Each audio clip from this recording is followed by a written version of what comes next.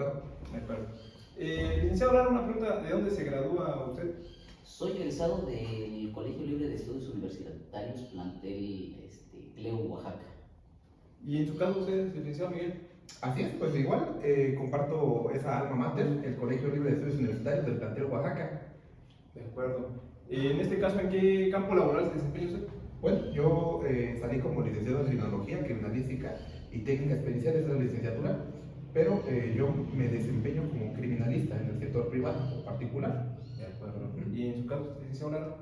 Igual, al igual que el compañero licenciado, soy criminólogo criminalística, así es la carrera, la licenciatura en criminología, criminalística y técnicas periciales, pero en mi caso me enfoqué más a la parte de la criminología, entonces me voy especializando en esta parte de la criminología y recientemente, tendrá escasos 2 o 3 meses que terminé la maestría en criminología forense y perfilación criminal.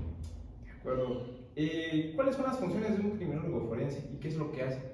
Un criminólogo forense, fíjate que, vaya, lejos de lo que nos dicen o hemos aprendido a lo mejor en la universidad que nos enseñan ahí, el criminólogo forense tiene que hacer un análisis del contexto del lugar de intervención o del lugar de investigación. Ya nos vamos más a investigar, por ejemplo, evidencias conductuales, que esto es un tema o da pie a una conversación más grande, pero tratar de entender la conducta del agresor o del delincuente o del criminal en un contexto determinado. Entonces, esa es la finalidad del criminólogo forense. De acuerdo. Bueno, y de este lado, como usted, licenciado Miguel, ¿cuáles son las funciones que hace un perito criminalístico? Bueno, la parte de la criminalística se encarga del estudio de los indicios materiales. Vamos, cuando sucede un hecho que puede ser delictuoso o no, el delincuente o la persona que desarrolla esa actividad genera indicios materiales, como puede ser desde una huella dactilar, una huella de calzado, una mancha de sangre, algún casquillo, por ejemplo. Entonces la criminalística se encarga del estudio de esos indicios materiales. Pero también hay una parte de la criminalística documental o de gabinete que se encarga pues, de la interpretación de los resultados que generan todos los exámenes de laboratorio. Por ejemplo, que dos casquillos provienen de una misma o fueron percutidos por una misma arma, ese resultado lo toma en cuenta la criminalística de gabinete para pues, interpretar y emitir una opinión en el sector privado, ¿no? De acuerdo. Hay un mito muy importante que dicen que los criminólogos forenses y criminalistas tienen como una rivalidad laboral o personal, ¿es cierto? ¿Tienen alguna rivalidad entre ustedes o hay algo como que pueda decir es que ellos están mal, nosotros estamos bien? Lo que pasa es que, vamos, en el delito lo estudiamos, vamos, el criminólogo como el maestro desde el aspecto conductual, a la conducta del delincuente. Y criminalística se encarga del estudio de las huellas materiales del delito. Hay de hecho, una teoría muy interesante que propone que la criminalística sirve como una parte de la criminología, ¿no? Porque al final de cuentas el estudio que nosotros hacemos sirve para a futuro que los criminólogos desarrollen una labor más interpretativa de todo eso, pues. Entonces, ¿usted qué opina, maestro? Fíjate que vaya, es algo que incluso dando clases con algunos estudiantes, siempre se me hace la pregunta, ¿no? ¿Cuál es la diferencia entre la criminología y la criminalística? Si realmente existe esta separación. Y creo que en la universidad nos hacían ver de esa manera, ¿no? De el criminólogo por una parte, el criminalista por otra parte, como que no podían en un momento dado conjuntar los conocimientos. Pero bien dice el compañero licenciado, ahorita que me prepararon, que me desarrollaron en esta parte de la criminología forense, y aunando a lo que comenta el licenciado, es una realidad, porque empezamos ya a fusionar los dos conocimientos. A nosotros nos dicen, el criminólogo forense no solamente se va a enfocar a la parte de la interpretación de esas evidencias, sino que también en cierto momento voy a tener que cuestionar las investigaciones que hace el criminalista. A nosotros nos dicen, ¿el criminalista quién es? Es un técnico del procesamiento del lugar de intervención, y así nos lo denominan, ¿sale? El maestro Brent y el doctor Aurelio Coronado denominan a los criminalistas como un técnico. Y nos dicen, y el criminólogo forense es el que va a tomar todos los actos de investigación, completamente todos, y va a hacer un análisis de toda esa información. Por eso hablábamos de un análisis del contexto. porque muchas veces parte de las investigaciones pues están mal desarrolladas, ¿vale? Desde el punto de vista del criminalista, desde el agente estatal de investigación, desde el que realiza, por ejemplo, las entrevistas, los estudios psicológicos, o sea, toda esa interpretación. Tenemos que ver si el contexto es real o podríamos estar ante la fabricación de un delito o de una conducta. Entonces, esa es la parte, al menos que a mí me está gustando, porque ya no solamente nos vamos a los puros indicios, ya no solamente hacemos una interpretación subjetiva, Sí, porque claro. eso es lo que nos enseña, ¿no? Tomamos esos elementos objetivos y nosotros hacemos una interpretación subjetiva. Entonces ya necesitamos hacer una interpretación más objetiva hay un concepto que se llama desde la interseccionalidad. O sea, voy a buscar todas las áreas del conocimiento que a mí me puedan servir en un caso en específico, y entonces aplico todas esas técnicas o todos esos métodos para poder hacer una interpretación de esta conducta delictiva. Perfecto. No, yo pensé que había como una rivalidad, ya les iba a poner yo ahí un cuadrilátero y platicaran ahí sobre... Sí. Bueno, algo que usted menciona y me hace mucho ruido es ¿qué tanto les afecta el que los agentes estatales de investigación, policías, entre otras terceras personas que intervienen en algunas escenas del crimen, afecta su trabajo de ustedes? ¿Los puede llegar a perjudicar el que ellos lleguen antes que ustedes? Sí, digo, vaya, desgraciadamente vivimos no solamente en el Estado, sino a nivel de la República. Tenemos un desconocimiento enorme por parte de las corporaciones policiales.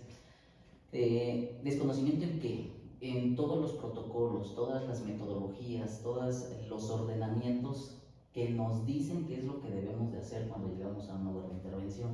Si bien es cierto, a nosotros nos preparan desde la universidad y nos dicen, bueno, tú como criminalista puedes incorporarte dentro del campo laboral a trabajar en una corporación y tú te conviertes en el perito de esa corporación policial. La realidad es que muchas veces no funciona así, ¿vale? Entonces mandan al que ya tiene años en la corporación, al que ya tiene ese conocimiento empírico, entonces...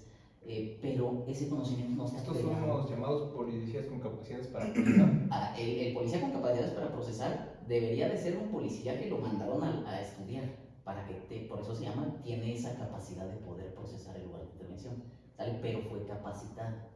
Pero si agarramos al policía, no, pues es que ya pasaste la academia, y nada más por haber terminado la academia ya tienes los conocimientos para poder hacer esas funciones, pues entonces estamos mal, porque no conocen los protocolos, no conocen la metodología, algo que nosotros nos han instruido desde la universidad, con los maestros, con teoría, con bibliografía, y que sabemos qué es lo que sí se debe hacer. De acuerdo, gracias. Y de hecho, en esta parte, fíjate que es bastante importante porque, vamos, actualmente pues, se ha venido mejorando mucho la investigación en la fiscalía, sin embargo, hay mucha deficiencia y es en donde entramos nosotros los particulares. Vamos, cuando generalmente el abogado pues no conoce mucho del asunto en cuestiones técnicas, entonces lo que hace es que llega contigo como asesor privado y te dice, mira, tengo este asunto o tengo este expediente, ayuda, ¿no? Le das una revisada al expediente, pues resulta que, por ejemplo, en el lugar de los hechos o en el lugar de intervención, pues por ejemplo, un casquillo no lo procesaron para buscar si hay alguna huella dactilar, ¿no? Te das cuenta que hay huellas de calzado en las fotografías que nunca fueron procesadas, ¿no? Te das cuenta que descartaron líneas de investigación objetivas por el señalamiento de un testigo. Entonces, ¿a qué se reducen todavía las investigaciones, lamentablemente? A que nada más debe de haber básicamente un muerto y dos testigos, y con eso ya procesan todavía a las personas. Cuando vamos nosotros, le decimos, mira, es que no hubo, por ejemplo, tuve un asunto en donde el mismo médico de fiscalía decía, es que el proyectil entró de abajo hacia arriba, ¿no? En el abdomen de la oxisa. Y cuando vamos a ver el lugar del hecho, el tirador, los testigos lo ubican en un plano superior al de la víctima. Entonces, desde ahí te das cuenta que simplemente no son concordantes. ¿Qué pasó? Que el policía hizo su trabajo de inspección por un lado, el criminalista hace su trabajo de inspección por otro lado, y no hay ese trabajo interdisciplinario ni comunicación entre ellos que ayuden a que el Ministerio Público tenga una visión clara de cómo hacer su investigación formal. Pues. De acuerdo. Creo que esto va mucho a la cadena de custodia, ¿no? Estamos hablando de un tema de cadena de custodia, de cuando pues acaba de suceder una escena de crimen, pues tengan que preservarse todos estos indicios y elementos que a ustedes les ayudan para poder solventar una teoría, ¿no? En este caso, el licenciado Lara, la otra vez platicando, nos presentaba un caso, cree que lo pueda compartir y sobre eso poder debatir y sacar puntos de vista. ¿De dónde inicia la cadena de custodia y dónde termina? Un ejemplo que usted nos pueda regalar. Sí, bueno, es que he participado en varios asuntos. Afortunadamente, creo que ahorita estábamos comentando con el licenciado, he tenido la fortuna que han sido puros asuntos penales, que a muchos como que le tienen miedo a entrarle al ámbito penal. Claro. Pero desde que me empecé a meter ya de lleno, de hace unos 4 años a la fecha, que me he estado metiendo ya de lleno como criminólogo forense, me han estado llamando para asuntos penales y es bastante interesante, muy diferente a asuntos civiles, mercantiles, laborales, familiares, muy diferente, porque aquí ya aplicamos todo este conocimiento técnico, teórico, científico a ya casos reales. Vaya, hay uno que a mí me gustó bastante, es un asunto de feminicidio, todavía lo seguimos trabajando, estamos todavía en la etapa intermedia, vamos allá a la etapa de juicio oral, obviamos nada más la parte de las víctimas, o de la víctima mejor dicho, pero ¿qué te puedo mencionar en esta parte de la cadena de custodia? ¿Y qué es lo que yo hice como parte de la investigación? A mí me solicitan un informe en investigación criminal y forense, ¿sale? Ya los empezamos a presentar así. Normalmente se hablan de dictámenes, de periciales, pero en este caso yo entrego un informe y ese informe contiene todos los actos de investigación, tanto un análisis completo del expediente como todos los actos de investigación que yo voy a realizar y que voy a aportar a esa, ¿cómo se llama? A ese informe. Entonces ya lo denomino así, informe de investigación criminal y forense en feminicidio. Y entonces ya aterrizo todo eso. ¿Por qué es importante la parte de la cadena de custodia? Porque en este asunto en específico los tiempos no cuadraban. A la víctima, bueno, me refieren, ¿no? Que a la víctima le encuentran a tal hora en el domicilio. Cuando en el informe policial me dicen, en el IPH, me dicen que a esa hora ellos ya estaban dándole persecución al victimario. Entonces no empiezan a cuadrar los tiempos. Después a la víctima la dejan ahí, no le dieron atención. Servicios médicos llegó tiempo después. La parte de supuestamente encontraron el arma homicida, pero tampoco hicieron un buen procesamiento. El arma homicida incluso se las proporcionó un testigo. No la encontraron en el lugar, o sea, un testigo llegó con el policía y le dijo, mire, elemento, aquí está, este es el arma homicida. Entonces todas estas deficiencias dentro de la cadena de custodia, vaya, tienen que ser analizados a detalle. Yo les decía a ustedes, ¿dónde inicia, dónde termina la cadena de custodia? Importante, ¿cómo se rompería la cadena de custodia? Y eso es algo que no les enseñan a los elementos, lo que comentaba el licenciado. No se lo explican a los elementos que están teniendo intervención, que son los primeros que llegan. Es más, hasta los peritos que llegan a un lugar de intervención no tienen este conocimiento. Hay un desconocimiento total, ¿sale? De esta parte del protocolo de